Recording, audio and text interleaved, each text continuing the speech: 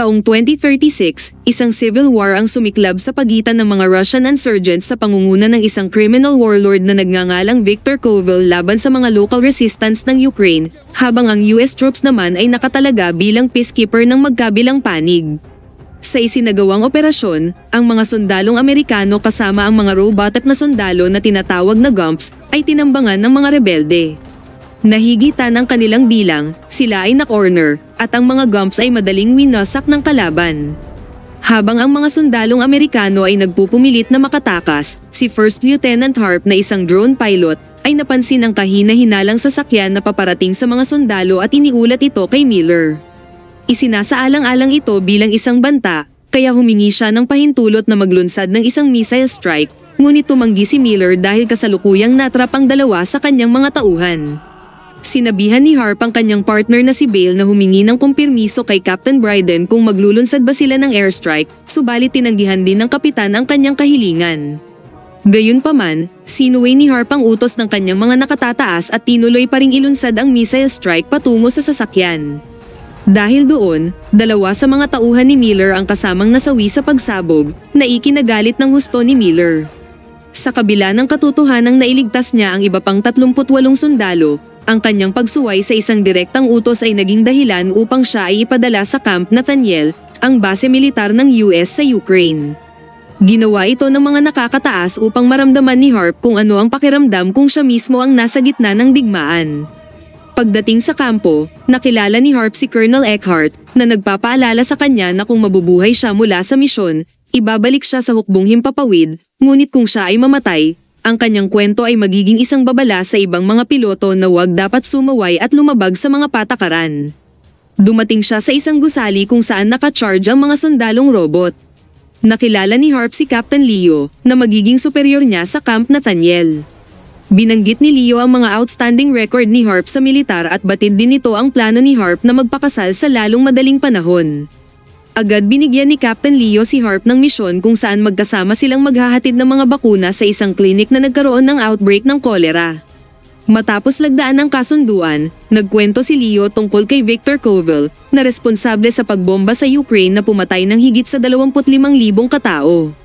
Dagdag pa niya na pinaplano ni Viktor makarating sa system perimeter kung saan nakalagay ang nuclear bomb ng Russia at plano itong gamitin ni Viktor upang pumatay ng higit pang bilang ng mga tao. Kaya naman, itinalaga ni Leo si Harp ng karagdagang misyon na hulihin si Viktor. Habang naghahanda, labis na nagulat si Harp sa katotohanan na si Captain Leo ay talagang isang android super soldier. Bago umalis, ibinunyag ng kapitan na sinadya niyang piliin si Harp sa misyon dahil sa tingin niya ay may malawak na pangunawa si Harp. Biglang kinumpranta ni Miller at kanyang mga tauhan si Harp at binugbog siya bilang ganti sa pagpatay sa dalawa sa kanyang mga sundalo sa paglunsad nito ng airstrike, ngunit hindi rin ito nagtagal nang dumating si Captain Leo. Pagkatapos tumungo na sila papuntang klinik. Sa kanilang daan, ipinakita ni Harp kay Captain Leo ang larawan ng kanyang papakasalan at lumalabas na si Captain Leo, sa kabila ng pagiging isang robot na sundalo, ay mayroon din palang sense of humor. Naantala ang kanilang paglalakbay nang tumambad sa kanila ang isang aid truck na nakaharang sa kalsada. Hindi nasiyahan ang mga sibilyan sa kanilang presensya at binabato sila ng anumang bagay. Nagpaputok ang isa sa mga GUMP at tinamaan ang isang sibilyan na lalong nagpainit sa sitwasyon. Sa kabutihang palad na gawa ni Leo na pakalmahin ang mga sibilyan matapos makipag-ayos sa kanilang pinuno. Pero sa hindi inaasahan, ang hukbo ay tinambangan ng mga tauhan ni Viktor na nagtatago lang pala sa mga gusali kaya nagpalitan ng putok ang magkabilang panig. Tila pinaghandaan sila ng mga rebelde dahil madali nilang nawasak ang ilan sa mga GUMPs. Dahil dito, kailangang maglakbay ni Leo at Harp sa paglalakad upang may hatid ang mga bakuna, habang sina Miller at kanyang mga sundalo ay nanatili sa pakikipagbakbakan sa mga tauhan ni Viktor. Habang naglalakad ang dalawa, inihayag ni Leo kay Harp na sinadyang idinisenyo ng Pentagon ang kanyang mukha sa ganoong paraan dahil ang kanyang mukha ay nagpapakita ng neutralidad na nagpapakalma sa mga tao. Dumating sila sa refugee camp at dumiretso sa klinik.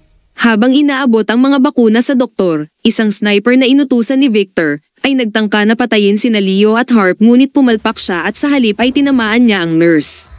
Mabuti na lang nagawang patamaan ni Captain Leo ang sniper sa isang tira at pagkatapos pinilit niya itong paaminin kung nasaan si Victor, ngunit tumanggi itong sumagot kaya sa huli ay hinayaan niyang bugbugin siya ng mga lokal na residente. Kinwestiyon ni Harp ang desisyon ni Leo sa hindi pag-uulat ng sitwasyon sa base, pero sinabi ni Leo na wala silang sapat na oras upang gawin iyon at ipinagpatuloy ang kanilang paglalakbay upang hulihin si Victor. Sa track, ipinaliwanag ni Leo na may kakayahan siyang lumabag sa mga patakaran sa ilang mga pangyayari na nagpapahintulot sa kanya na kumilos ng sariling kusa. Pagkatapos ay nakipagkita sila kay Sofia, ang pinuno ng mga local resistance ng Ukraine at ipinaalam niya kay Leo ang patungkol sa High Classified Access Code na siyang natatanging tool para ilunsad ang nuclear missiles. Napagtanto nila na hinahanap ni Victor ang nuclear launch code na ito at kailangan nilang pigilan siya. Nang bumili si Leo ng armas kay Sofia, kinwestiyon nito ni Harp dahil ilegal ang mga armas na binibenta ni Sofia. Pero sinabi ni Sofia na ginagamit niya ang perang pinagbilhan ng armas para pangtustos sa mga gastusin sa orphanage. Dagdag pa ni Sofia na ang missile drone attack na isinagawa ni Harp ang responsable sa pagkamatay ng magulang ng mga batang ulilang narito, kaya dito natauhan si Harp at nagsisi. Pagkatapos sinamahan sila ni Sofia sa isang arms dealer na nakakaalam ng lokasyon ng bank vault kung saan nakatago ang nuclear launch code na hinahanap ni Victor. Sinubukan ng kanyang mga tauhan na salakayin si Leo, ngunit walang silang kaidi-ideya kung gaano kahusay si Leo pagdating sa pakikipaglaban. Nagtangkang tumakas si Ashlak, ngunit hinabol siya ni Leo at kalaunan ay nahuli. Dahil wala na siyang choice, sa wakas inilantad ni Ashlak ang lokasyon ng bank vault. Agad silang tumungo doon habang pinatay naman ni Sofia si Ashlak. Pagdating sa lugar, inutusan ni Leo si Harp na tanggalin ng isang tracker mula sa kanyang katawan nang sa ganon hindi siya matrack ng mga Ruso. Sa paniniwalang nasa loob ng bangko si Victor, agad silang pumasok at inutos ni Leo kay Harp na tawagan si Colonel Eckhart. Pagkatapos nito, walang takot na hinarap ni Leo ang mga tauhan ni Victor sa isang matinding bakbakan, habang si Harp naman ay sinusubukang tulungan ang mga hostage na makatakas. Makalipas ang ilang sandali, lumitaw ang isang killer robot at nagtangkang patayin si Leo. Salamat sa kanilang pagtutulungan ni Harp, magkasama silang nagtagumpay na wasakan ang robot.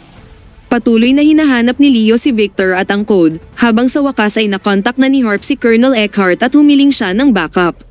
Pagkatapos tagumpay niyang napalabas ang mga hostage gayunpaman, nagtaka siya nang ipinadala ni Eckhart ang mga gump sa halip na mga sundalo. Hindi nagtagal, lumabas ang mga Ruso mula sa bangko at nagbanta na papatayin ang mga hostage. Pagkatapos ay binaril ng isang gump ang isa sa kanila na nagdulot ng putukan sa pagitan nila. Sinubukan ni Harp na protektahan ang natitirang mga hostage at dinala sila sa mas ligtas na lugar. Tinawagan ni Harp ang Colonel, para lamang malaman na nagpadala pala si Eckhart ng drone upang pasabugin ang buong lugar gamit ang missile strike. Sa puntong ito, nauwi si Harp sa parehong sitwasyon kung saan nakiusap siya sa commander na huwag ituloy ang missile strike dahil may mga sibilyan pa sa paligid at nasa loob pa si Leo. Dito na nga ipinaalala ni Eckhart kay Harp ang malaking pagkakamaling ginawa niya noon at inutusan siyang lisanin na ang lugar kung ayaw niyang madamay sa pagsabog.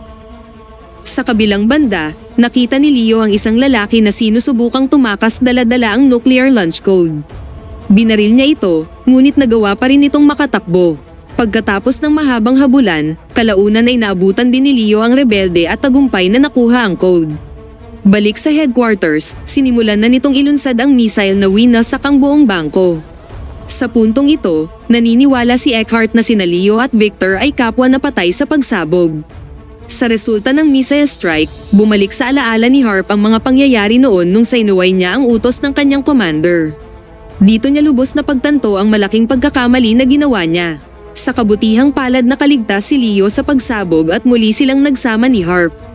Sa kanilang paglalakbay, naghihinala na si Harp sa totoong motibo ni Leo at tinanong kung ano ba talaga ang ginagawa niya. Ibinunyag na nga ng kapitan ang talagang plano niya para sa nuclear launch code at sinabing minamanipula niya lang si Harp hanggang sa buong oras na ito.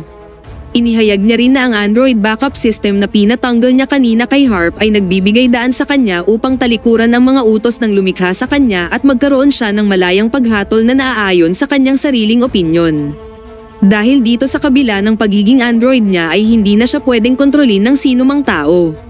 Pagkatapos ay pinatulog niya si Harp at iniwan sa gilid ng kalsada. Kalaunan ay natagpuan siya ng mga tauhan ni Sofia. Samantala nakipagkita mismo si Leo kay Victor at inihayag na pareho pala silang nagtutulungan sa pagkakataong ito. Subalit tumanggi si Victor na ibigay ang lokasyon ng perimeter na siyang kinaroroonan ng nuclear missile, kaya walang choice si Leo kundi gumamit ng dahas at sapilitang pabagsakin si Victor at mga tauhan nito.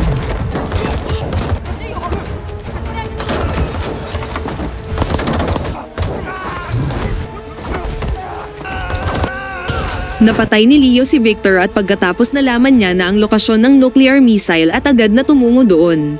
Sa kabilang panig, pinaalam ni Harp kay Sofia ang masamang intensyon ni Leo sa nuclear. Ngunit iginiit ni Sofia na ang ginagawa ni Leo ay para sa kapakanan at kapayapaan ng lahat, kung saan ibinunyag niya rin na plano pala talaga ni Leo pasabugin mismo sa US ang nuclear. Dagdag niya pa na hindi ang US ang talagang naghahangad ng kapayapaan dahil sila mismo ang nagpapasiklab ng digmaan sa pagitan ng Russia at Ukraine. Gulat na gulat si Harp sa narinig niya at sinabing maraming inosenteng buhay ang madadamay. Pero sagot ni Sofia na magsisilbi silang collateral alang-alang sa kapayapaan. Sa wakas pinakawalan na rin ni Sofia si Harp at nagmadali itong bumalik sa base upang isiwalat kay Eckhart at Miller ang lahat niyang nalalaman patungkol sa plano ni Leo. Agad na inatasan ni Harp si Bale para hanapin si Leo. Natagpuan siya ni Bale, ngunit si Leo ay nasa pinagtatalunang teritoryo sa hangganan ng Russia kung saan imposibleng magpadala ng hukbo doon. Kaya naman inalok ni Harp ang kanyang sarili at mag-isang hahanapin niya si Leo. Bago umalis, binigyan siya ni Miller ng mabisang sandata na panlaban kay Leo. Kalaunan ay nakarating siya sa lugar ng silo kung saan dito nakatago ang nuclear ng Russia. Lihim siyang pumasok sa loob habang si Leo ay siniset up na ang nuclear launch code device at ini-install ito sa missile. Naramdaman ni Leo ang presensya ni Harp kaya inabangan niya si Harp at biglang sinakal sa gilid hanggang sa mawalan ng malay si Harp. Pagkatapos ipinagpatuloy ni Leo ang pag-install at nagsimula na ang countdown ng missile. Makalipas ang ilang sandali ay nagising si Harp at walang awa na binaril si Leo gamit ang ibinigay na sandata ni Eckhart hanggang sa mapatumba si Leo. Sa wakas ay ibinunyag ni Leo ang tunay niyang plano kung bakit nais niyang pasabugin ng Amerika. Yun ay upang wasakan ng mga tagapaglikha ng AI o cyborg program tulad niya. Naniniwala siya na ang mga katulad nilang AI ay nagpipresenta ng walang hanggang digmaan sa hinaharap kung patuloy pa rin ang paglikha ng US sa mga AI. Pagkatapos nito, nagbigay ng ulat si Harp sa base para ilunsad na ang airstrike sa nuclear site nang sa ganun mapigilan ang paglunsad ng nuclear missile.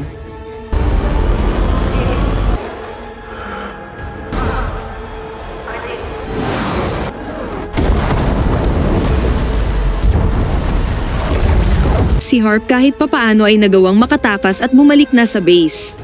Sa pagtatapos ng pelikula, si Harp ay ibinalik ni Colonel Eckhart sa hukbong himpapawid at higit sa lahat ay naging bayani pa siya.